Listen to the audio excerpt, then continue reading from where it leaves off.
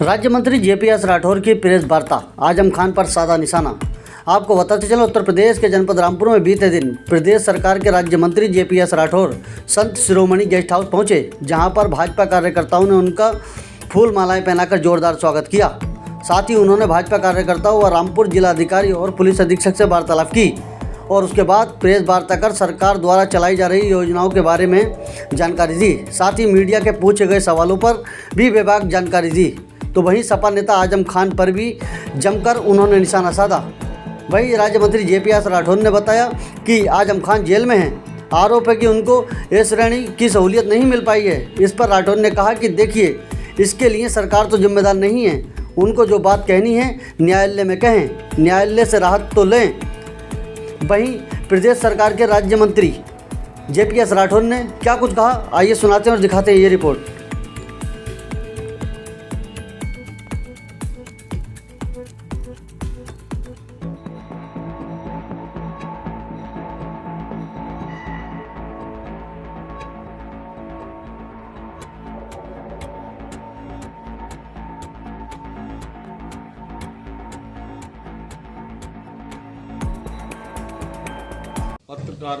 पत्रकार वार्ता में उपस्थित हमारे सभी मीडिया बंधु, सभी सम्मानित पत्रकार बंधुओं, छायाकार बंधुओं और यहाँ पर उपस्थित हमारे साथ हमारे प्रदेश सरकार में सहयोगी मंत्री आदरणीय बलदेव सिंह औलख जी, हमारे क्षेत्र के अध्यक्ष आदरणीय सत्येंद्र सिसोदिया जी, हमारे जिला पंचायत के अध्यक्ष आदरणीय निधि जी, हमारे जिले के प्रभारी आदरणीय राजा वर्मा जी, जिलाध्यक्ष हमारे हरीश गंगवार जी और यहाँ पर उपस्थित हमारे जिलाधिकारी महोदय और पुलिस कप्तान महोदय। भाइयों, आज एक विषय पर आप लोगों के सामने मैं उपस्थित हुआ हूँ, जो अभी आपने देखा होगा कि एक विकसित भारत जी राम जी योजना केंद्र सरकार द्वारा लाई गई है। गारंटी फॉर रोजगार एवं आजीविका मिशन ग्रामीण योजना अभी हाल में ही पार्लियामेंट द्वारा इस अधिनियम को पारित किया गया है, जिसमें गरीबों के, श्रमिकों के लिए उनके जीविका का एक साधन बेहतर तरीके से बन सके, तो उसकी एक योजना बनाई गई है केंद्र सरकार के द्वारा। इस योजना के माध्यम से, जहां पूर्व की योजना मनरेगा की थी, जिसमें बहुत बड़े पैमाने पर भ्रष्टाचार व्याप्त हो गया था, जिसके कारण श्रमिकों को, गरीबों को बहुत परेशानी होती थी, जो उनका हक था वो नहीं मिल पा रहा था। इसके बदलकर दूसरी योजना विकसित भारत जी राम जी लाई गई है और इस योजना से के बारे में कहना चाहता हूँ कि ये योजना गरीबों के लिए, श्रमिकों के लिए जो ग्रामीण क्षेत्र में है, उनके लिए वरदान साबित होगी। और इस योजना से जो व्यवस्था इसमें की गई है, जो इसका पैसा है, उसमें जो भ्रष्टाचार होता था, भ्रष्टाचार पर अंकुश लगेगा। दूसरा है, श्रमिकों को पूर्व में केवल 100 दिन के रोजगार की गारंटी दी जाती थी और इस नई योजना के माध्यम से, जी राम जी योजना के माध्यम से, हमने 125 दिन की रोजगार की गारंटी दी है।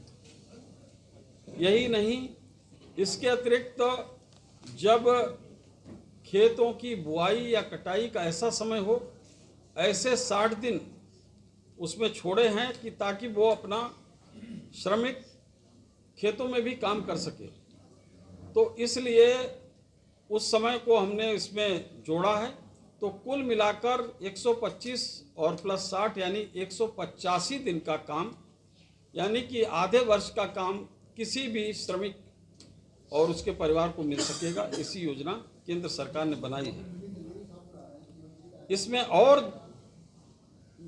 उसको मजबूती प्रदान करने के लिए इस योजना में, अगर कोई व्यक्ति इसमें अपना रोजगार मांगता है, अगर 15 दिन के भीतर उसको रोजगार नहीं दिया जाता है, तो उस व्यक्ति को बेरोजगारी भत्ता दिया जाएगा, इसका भी प्रावधान किया गया है।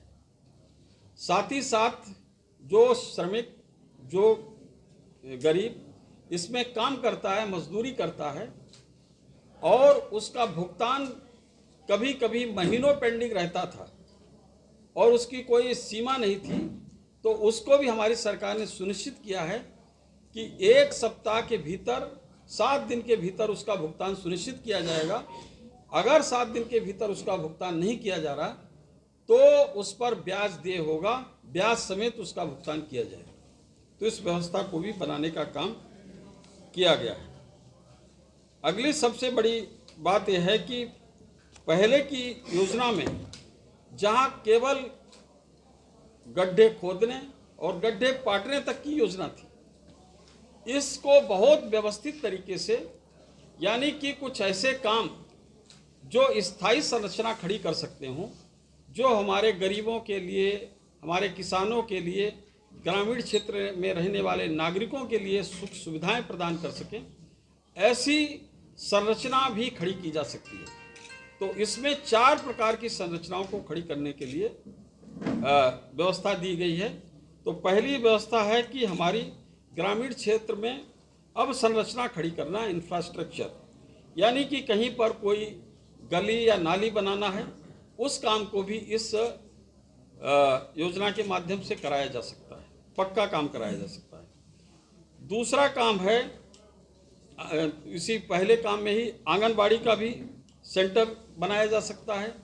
अगर कूड़ा निस्तारण का कोई, वेस्ट मैनेजमेंट का कोई केंद्र बनाना है तो वो भी बनाया जा सकता है।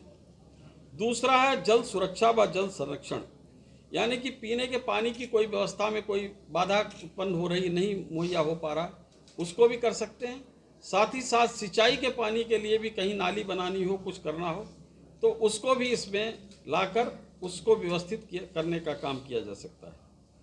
तीसरा है आजीविका संपत्ति, यानी कि कहीं पर आजीविका के लिए जो हमारे ग्रामीण गोदाम हैं, ग्रामीण शेड हैं, जहां पर खाद्यान्न को सुरक्षित रखना हो, तो उस खाद्यान्न को सुरक्षित रखने, खाद्यान्न बर्बाद ना हो, तो इसको लेकर भी कुछ गोदाम बनाने के काम हो, कुछ शेड लगाने का काम हो, तो वो भी इस योजना के माध्यम से कराया जा सकेगा। चौथा जो प्रमुख है, प्रतिकूल मौसम से बचाव के लिए अगर कहीं पर जैसे कि बाढ़ आ जाती है तो शेल्टर बनाना होता है, कहीं पर हमारे समुद्री तूफान जैसे कुछ ऐसे प्रदेश हैं जहां पर कभी कभी बहुत बड़ी मौसम का वो मार पड़ती है और समुद्री तूफान आते हैं, तो उनके शेल्टर बनाने के लिए भी इस योजना में व्यवस्था की गई है। साथ ही साथ अभी जैसे कि हमको अब बहुत ज़्यादा ठंड पड़ रही है तो शेल्टर्स बनाने हैं, तो वो भी इस योजना के माध्यम से बनाए जा सकेंगे। इसके अतिरिक्त कहीं कुछ ऐसे प्रदेश हैं जहाँ पर जंगलों में आग लग जाती है, तो वहाँ पर ग्रामीणों को सुरक्षा के कहीं बचाव के लिए नहीं होता, तो वहाँ पर भी इस फंड के माध्यम से उसकी भी संरचना खड़ी की जा सकती है। अंतिम पॉइंट है, इस योजना में निगरानी का तंत्र बहुत मजबूत रखा गया है, यानी कि एआई से भी इसकी योजना की निगरानी की जाएगी। इसमें जीपीएस का भी हम उपयोग करेंगे और जो टेक्नोलॉजी के एक तंत्र है उसके माध्यम से इसकी प्रॉपर मॉनिटरिंग करी जाएगी। स्टेट लेवल पर और राष्ट्रीय स्तर पर और प्रदेश स्तर पर निगरानी की समिति बनाई जाएगी और इसी प्रकार से इसको पूरा व्यवस्थित तरीके से पूरी योजना को क्रियान्वित किया जाएगा ताकि असली लाभ जिनको मिलना है उनको मिल सके। नहीं तो इससे पूर्व में प्रधानमंत्री थे कांग्रेस के राजीव गांधी जी, वो कहते थे कि हम गरीबों के लिए यहाँ से केंद्र से 100 पैसा भेजते हैं और भेजते भेजते अंतिम गरीब तक 15 पैसा पहुँचता है, 85 पैसा बिचौलिए खा जाते हैं।